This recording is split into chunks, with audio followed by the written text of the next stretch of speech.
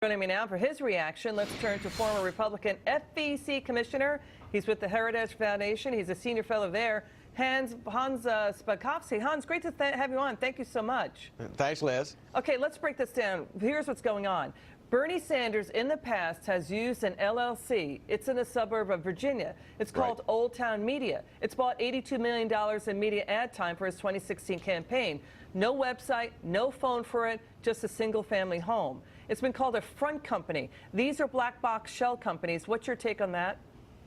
Well, it's kind of ironic. You know, Bernie Sanders has been a big proponent of campaign finance reform with the federal laws governing federal campaigns. He's always saying there needs to be more transparency, more disclosure, but there's apparently no disclosure about this company that I think in the last campaign bought, what, $82 million worth of ads for him. Nobody knows really who this company is, who their employees are, or anything else. So that's not quite in accord with the transparency that he keeps pushing on everyone else. You know, Hans, you make a good point. This could link back to why Bernie Sanders still refuses to release his tax returns. Let me explain. Reports indicate that the people behind this Black Box LLC are friends and former associates of his wife, Jane. In that last decade, Bernie's wife, Jane, was getting tens of thousands of dollars in commissions on these ad buys. Those commissions could be on the tax returns. Maybe that's why he's not releasing his tax returns. What do you think? Well, we don't know the answer to that. If he published the returns, then very easily he could put all these rumors to rest. So I guess you have to wonder, you know, why isn't he doing that? Yeah, that's the question. You know, the other thing, too, is there have been, Hans, a lot of questions about Jane Sanders. You know, she was president of Burlington College in Vermont, loaded a lot of debt on that college. It went bankrupt. She's accused of misleading a bank to get a loan by overstating college donations. The school closed. She put a ton of debt on it.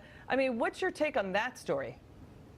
Well, you know, as you know, there were never any federal charges filed against her, but, you know, there have been a lot of accusations about nepotism, not only because when she was the president of Burlington College, which was shut down because of those financial problems, that, you know, the last president of Burlington said that she had negotiated a sweetheart deal, as she called it, with another school that was run by her daughter, and they were obviously very unhappy about that because they said that helped push the college, Burlington College, into basically having to shut down. And I want the final point. 2 years ago, Jane and Bernie Sanders formed a nonprofit. It's called the Sanders Institute. It pulled in $500,000, but so far they have nothing to show for its work, its accomplishments.